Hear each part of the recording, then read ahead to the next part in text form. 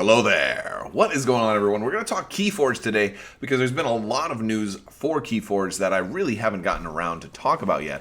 But since we had a live stream today and we got a lot of previews of some new cards, I figured it would be a good time to talk a little bit about Worlds Collide, whole new set, whole new line of accessories, all of that stuff. If you saw my streaming coverage of the in-flight report, you will have seen all of the announcements for this. There's new deck boxes, new chain counters, new all kinds of new accessories that they're launching, new sleeves, new all of this stuff for KeyForge, probably for more games as well. But in today's live stream, we got a big look at one of the two new houses. Now, yes, there are two new houses. There's the Saurian Republic and the Grand Star Alliance. The Saurians are dinosaurs, and the Grand Star Alliance is basically Star Trek, or maybe closer, maybe the Orville. But basically, like a federation of spacefaring explorers. And they are coming in, and they will be part of our set here. But to replace them, they're actually taking out Mars and Sanctum. Those are both coming out, at least for this set. Now, they'll probably bring them back in the next rotation, maybe take two other sets out, just trying to change things up a little bit. But for right now, we're getting, two new houses. And in today's live stream, both decks did feature the Grand Star Alliance. And so we're going to look at a couple of those cards.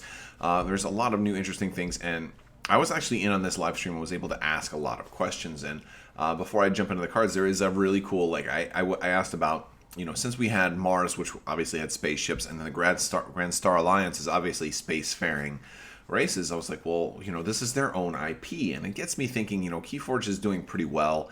It's it's a very popular game. It has a lot going for it because for $10 you can play all you want. You don't need to just dump thousands of dollars into this game. But at the same time, this is their own IP, and they could potentially do a lot more with it. So that got me kind of thinking, hey, how many of these races, these different houses can travel in space? And Brad Andrews was able to answer this, and he said, well, theoretically, they can all travel through space. They've all been pulled to this planet, the Crucible, and there's some kind of barrier around it that keeps them there and won't let them escape. But that being said, in the IP, you've got at least 7 different factions right now of potential spacefaring civilizations, which could make for a whole bunch of really cool tabletop war games someday as well. So it's kind of cool that they have that in their pocket. Kind of a fan of that. So let's look at some of the new cards that were previewed on the live stream today. First off, I'm going to go over a lot of cards from the Star Alliance, and they are, they're pretty all right. They seem a lot in some ways like Mars. There's a lot of like a combination between Mars and Brobnar, but they have a lot of play, fight, reap, or play abilities. There's an action here, a zap, and it's going to give you an amber, and it deals a damage to a creature for each house represented among creatures in play. This one didn't do too much in the game because out of the two decks that were facing each other, two houses were common amongst both. They both had Star Alliance, and I think they both had Brobnar. Commander Chan was a creature who has a fight and reap. You can use another friendly creature. It was always nice for a 4-power creature. We had Chief Engineer Walls here, who is elusive and play, fight, reap. You may return an upgrade or robot card from your discard pile to your hand. We had the Explo Rover Skirmish, which is always nice for a 3-power creature. Explo Rover may be played as an upgrade instead of a creature. With the text, this creature gains Skirmish, which is pretty cool. I like that. And we saw a couple, I think there was a couple of cards played that have, this can be played as an upgrade instead of a creature, which was kind of cool. Being able to play cards 2 different ways was really nice. This one was a game-winning card, and so a very, very cool card here. It gives you an amber, and then when you play this, you can forge a key at +7 amber of the current cost, reduced by 1 to a minimum of 6 for each house represented among cards in play. So it's going to be at least a +1. Well, in theory, it could potentially be, I don't know, I don't see how you're really going to get it more than that, but for future-proofing, minimum of 6. But yeah, so basically this lets you forge a key during your turn for some kind of increased cost. The more diverse the game is, the cheaper that will be, and it represents these guys kind of being like the Federation in Star Trek and having lots of different alien races, lots of different stuff all working together. And so that's kind of cool. Also, I will point out that they did state that in this game, in this set, the other two like rare cards are also available. So in theory, you can still get Mavericks and Legacy cards as well. In addition to the new Anomaly type of card, which is not bound to any particular house. And that one has like lightning all around it. And that one you can apparently play with any house. Lieutenant Kirkar has Taunt and Hazardous 3, so 5. So a pretty tough creature. Come on, attack him. He's going to take 3 damage before you even get attacked. Light of the Archons. This is going to be an upgrade. It gives you an Amber and also gives the creature a plus power and +1 armor for each upgrade attached to it, which is pretty cool. And there was a pretty decent number of upgrades, especially considering that creatures can be played, or some creatures can be played as upgrades instead of creatures, so you have a lot of flexibility there. We had Medic Ingram, who has a play, fight, reap ability. You may heal 3 damage from a creature and ward it. Warding is a new keyword here. It has its own token that you'll get in the starter or in the deluxe box. And a ward basically is a special token that goes on a creature, and the next thing that would either kill, remove, or damage that creature instead gets absorbed by the ward, and you take the ward off. So even something that wants to take that creature out of play, is still ward will protect it. So that's actually really cool. I like ward. It's one of those good buffs. We've got Calvin here, who has a fight reap, the ability to draw a card, 1 armor on Calvin as well, only 2 power. He may be played as an upgrade. Again, we're talking about more creatures that can be played as upgrades, so that's a really cool thing that they kind of support each other.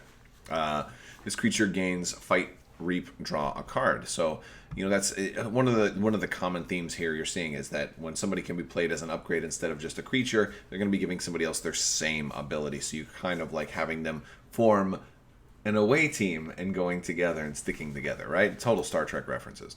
We've got Nurse Soto, who's got Deploy, and he's got a play, fight, reap ability to heal 3 damage from each of his neighbors. And since he can go in between folks, he can just boom and he heals everybody right next to him.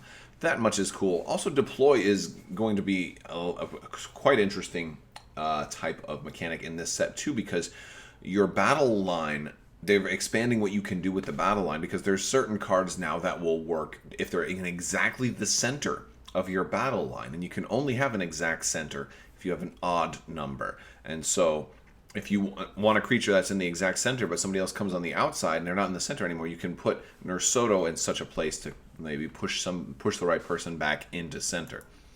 You've got Helmsman Spears, fight and reap ability, only 2 power here. Discard any number of cards from your hand, and you can draw a card for each card discarded this way. Really cool ability. Liking that ability. We've got Censor Chief Garcia, play, fight, reap. I don't know, 3 again. Play, fight, reap is very common amongst this house. Keys cost +2 during your opponent's turn.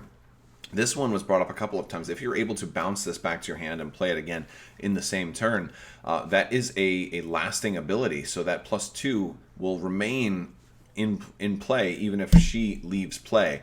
So I'm going to play her. Let's say I'm able to bounce her back to my hand and play her again. Now keys are going to cost +4 during your opponent's next turn. So that is pretty cool. Or if you're able to like reap with her twice or whatever, every time you do that, the effect stays and it's not bound to her card. So even if she's removed, that'll still go on until your opponent's next turn. Of course, it expires after your opponent's next turn, but that's it's just a great card to slow somebody down. We got some Logos cards also that were shown. We've got Tau Vapors. Lets you draw 2 cards and archive a card, which is pretty nice. We got Code Monkey. He's got Deploy, and I love the humor in some of this stuff is great too, by the way. 3 power, and when you play this, you get to archive each neighboring creature. If those creatures share a house, you gain 2 amber. So a lot of cool stuff you can do with this particular guy. Babbling Bibliophile. I'm not reading all that flavor text, but there's an awful lot there. He's a simple reap, draw 2 cards. Just a great creature to have. Your opponent's probably going to kill him pretty quickly. We've got Edie. Edie 4x4 here. 3 power. When you play Edie, you can archive a card, and your opponent's keys cost +1 for each card in your archive, which this one has the potential to really be disastrous, which could be really, really fun too. You got the Sanitation Engineer, who's basically your robot janitor. Hazardous 1, which is nice. He's 4 power. And when you reap with your Sanitation Engineer, you can discard a card from your hand. Similar to Mother, you've got Daughter, who's only a 2 power, elusive. And during your draw card step, refill your hand to 1 additional card. So if we're able to get a Mother and Daughter deck, is going to be really interesting. I did not see any Mothers come out, but in theory, Mother could always be Legacy if she's not in this particular set, or Mother could return in a future set, and maybe Daughter could be Legacy at that point. All of those things are possible. It'd be cool to see Mother and Daughter in the same deck, although it could be potentially really broken. Titan Guardian, we're getting 1 armor, 5, so pretty strong for logos. Taunt, and when it's destroyed, if they are not on a flank, draw 2 cards. Always nice.